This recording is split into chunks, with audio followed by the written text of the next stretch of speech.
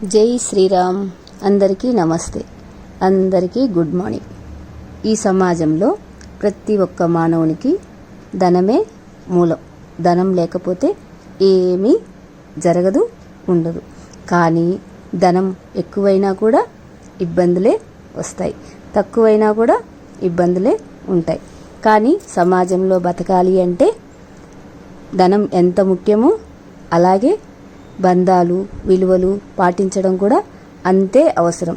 ధనం ఎంత మంచిదో అంత చెడ్డది కూడా. ఒక్కసారి ప్రాణం నిలబెడుతుంది ఆ ధనమే, మళ్ళీ ప్రాణాలను కూడా తీసేది ఆ ధనమే. ధనం లేనిదే గడప కూడా దాటలేం, ఒకవేళ దాటినా ఏ పని చేసుకోలేం. ధనము లేని వారికి అంతగా గౌరవం కూడా సమాజం ఇవ్వదు. అలా అని ధనము ఏమి ఆయువు పెంచే ఇంధనం కాదు, అదొక సాధనం మాత్రమే. ఎంత ధనం ఉన్నా ఆరోగ్యం సరిగా లేకపోతే సుఖజీవనం సాగించలేం. ధనం కావాలి అనుకోవడంలో తప్పు లేదు, కానీ ధనానికి అధిక ప్రాధాన్యత ఇవ్వాలి, కానీ అది అత్యాశగా ఉండకూడదు అని బౌద్ధ మతంలో గ్రంథాలు బోధిస్తున్నాయి. గౌరవం, మర్యాద, సంస్కారం వంటివి ధనంతో రావు, వ్యక్తిత్వంలోనే పొందగలం. కీర్తి, ప్రతిష్టలు వంటివి సమాజ హిత కార్యక్రమాలు చేస్తూ ఉంటేనే మనము గౌరవ మర్యాదలు పొందగలం. అలాంటివి ధనంతో మాత్రం కొనలేం. ధనం విషయంలో మానవులు ఎలా ప్రవర్తించాలో తెలిపే కథ, ఒక చిన్న కథ చెప్పుకుందామా? ఒక ఋషి దగ్గర ఒక శిష్యుడు అనమాట.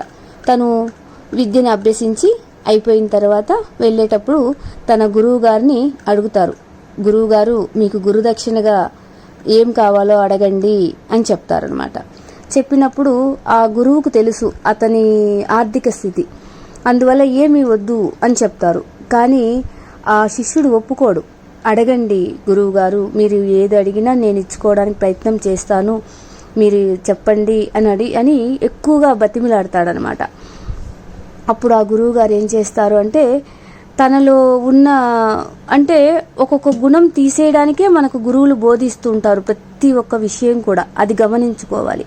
సరే, గురు దక్షిణ చెల్లించాలి అంటున్నావు కదా, మీరు నా దగ్గర 14 విద్యలు నేర్చుకున్నారు కాబట్టి ఈ 14 విద్యలకి ఏం చేయాలి అంటే, పెద్ద ఏనుగు ఉంటుంది, ఆ ఏనుగు మీద ఒక మంచి వ్యక్తి నిలబడి పైకి ఒక రాయి విసిరేస్తే ఎంత ఎత్తుకు వెళ్తుందో అంత ధనం నాకు చెల్లించు అని చెప్తారు.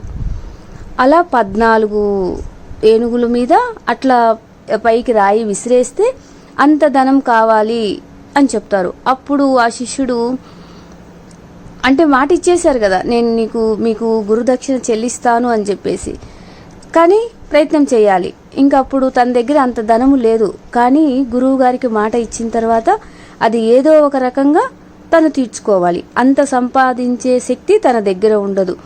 అప్పుడు ఆ కాలంలో మనకు తండ్రి లాంటి వారు ఎవరు? రాజుగారే అన్నమాట. ఆ రాజు దగ్గరికి వెళ్ళి చెప్తారు, రాజా, నేను ఇలా మా గురువు గారికి నేను మాట ఇచ్చి వచ్చాను, తను నన్ను ఇంత ధనం అడిగారు, మీరు నాకు తండ్రితో సమానం కాబట్టి మీరు నాకు ఈ సహాయం చేయండి అని అడుగుతారనమాట. అప్పుడు ఆ రాజుగారు చెప్తారు, నేను అంతకు ముందుగానే తను ఒక యాగం చేసి ఉంటారనమాట. యాగం చేసినప్పుడు తన దగ్గర ఉన్న ధనం మొత్తం దానం చేసి ఉంటారు. అందువల్ల చెప్తారు, బాబు, నా దగ్గర ఉన్న ధనం మొత్తం నేను దానం చేసి ఉన్నాను, ప్రస్తుతం అయితే నా దగ్గర లేదు, నాకు కొంచెం సమయం ఇవ్వండి అని చెప్పేసి ఆ శిష్యుడికి చెప్తారు. అప్పుడు అతను వెళ్ళిపోతాడు. వెళ్ళిపోయిన తర్వాత రాజుగారి కొలువులో కూడా కొందరు గురువులు ఉంటారు. ఆ గురువు దగ్గరికి వెళ్ళి చెప్తారు రాజుగారు, నేను ఇట్లా ఒక వ్యక్తి వచ్చి నన్ను ఇలా సహాయం అడిగారు, మరి మన దగ్గర ఉన్న ధనం మొత్తం మనం ఇలా చేసేసాం కదా, మరి ఇప్పుడు ఎలా అని అడుగుతారు. అప్పుడు ఆ గురువు గారు చెప్తారు రాజుగారికి, అతను అడిగినంత ధనం సంపాదించి ఇవ్వాలి అంటే మనకు సమయం సరిపోదు, అంత ధనం ఎప్పుడు సంపాదించాలి, అందుకని మీరు రాజు చాలా ధర్మాత్ముడు అన్నమాట. మీరు ఇంద్రుడి దగ్గరికి మీరు యుద్ధానికి బయలుదేరండి, యుద్ధంకు వస్తున్నామని మీరు తెలియచేయండి అని చెప్పేసి రాజుగారికి ఆ గురువు గారు సలహా ఇస్తారు. అప్పుడు ఆ రాజు ఏం చేస్తారంటే ఇంద్రలోకంకి చెప్తారు, నేను మీ పైకి యుద్ధానికి వస్తున్నాము అని తెలియజేస్తారు. తెలియజేయంగానే ఇంద్రుడు ఏం చేస్తారు అంటే రివర్స్ యుద్ధానికి రారనమాట. ఎందుకు అంటే ఆ రాజుగారు చాలా ధర్మాత్ముడు, తనకు ఏమి కావాలో అవి ఇచ్చేసేయండి అని తన పరివారానికి చెప్పేస్తారు. తను ఒక యుద్ధంకి వస్తున్నారు అంటే అది పద్ధతి అన్నమాట. హెల్ప్ అడగకూడదు రాజుగారు, ఎప్పుడైనా యుద్ధం చేసి తను సంపాదించుకోవాలి. అందువల్ల యుద్ధానికి పిలుస్తారు. అప్పుడు ఆ రాజు చెప్తారు, నీకు కావాల్సింది ఇచ్చేస్తే యుద్ధం ఉండదన్నమాట. అందుకని రాజుగారికి ఎంత కావాలో అంత ధనం పంపించేస్తారు ఇంద్రుడు. పంపించగానే ఈ శిష్యుడిని పిలుస్తారు రాజుగారు. పిలిచి ఇదిగో ఈ ధనమంతా నువ్వు తీసుకొని మీ గురువుకు ఇచ్చేయండి గురు దక్షిణగా అని చెప్తారు. అప్పుడు ఆ శిష్యుడు చెప్తాడు, నా గురువు గారికి ఎంత అవసరమో నేను అంతే తీసుకుంటాను, అంతకు మించి ఒక్క కాసు కూడా నాకు వద్దు రాజుగారు అని చెప్తారనమాట. సరే అని ఒప్పుకుంటారు. అలాగే ఏనుగు మీద ఒక వ్యక్తిని నించోబెట్టి పైకి రాయి ఇసిరేస్తే ఎంత హైట్ వెళ్తుందో అంత ధనాగారం కుప్పగా రాశిగా పోసి 14 రాసులు గురువు గారికి చెల్లించేస్తారు. ఇలా చెల్లించిన తర్వాత ఇంకా మిగిలి ఉంటుందన్నమాట సంపద. అప్పుడు ఆ శిష్యుడు ఏం చేస్తాడంటే ఆ సంపదను మొత్తం మళ్ళీ రాజుగారికి అప్పగిచ్చేస్తారు. రాజుగారు, నేను గురువు గారికి గురుదక్షిణ చెల్లించానండి, ఈ ధనం అంతా ఇంకా నాకు అవసరం లేదు అని చెప్తారు. అప్పుడు ఆ రాజుగారు ఏం చేయాలి, మామూలుగా అయితే ఆ మిగిలిన ధనం అంతా తనే ఉంచుకొని తన ప్రజల కోసం ఖర్చు పెడతారు. కానీ ఆ రాజుగారు చాలా ధర్మాత్ముడు కదా, అప్పుడు ఏం చేస్తాడంటే ఆ ధనమంతా మళ్ళీ ఇంద్రుడికి పంపించేస్తారు. నా అవసరం కూడా తీరిపోయింది, దీంట్లో నేను ఒక్క పైసా కూడా నేను తీసుకోను అని చెప్పేసి మళ్ళీ ఇంద్రలోకానికి ఆ ధనాన్ని మొత్తము పంపించేసి తన ధర్మాన్ని చాటుకుంటారు.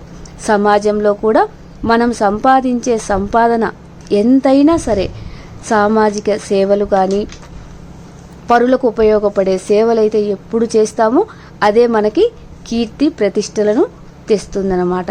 ధనము ఎంత అవసరమో అంతే ఖర్చు పెట్టుకుంటూ, అట్లా అని ధనాన్ని ఎక్కువగా దాచినా కూడా అది మనకి ఇబ్బంది తెస్తుందన్నమాట. అందువల్ల ధనమే ముఖ్యం, ధనమే అన్నిటికీ మూలం అని తెలుసుకొని, అన్నిటికీ మూలం అంటే అటు ఇటు రెండు లెక్కలేసుకొని సమాజానికి ధనాన్ని చేతనైనంత ఉపయోగపెట్టుకుంటూ హాయిగా సుఖజీవనం గడపాలి అని ఆ భగవంతుని ప్రార్థిస్తున్నాను. Thank you Sairam.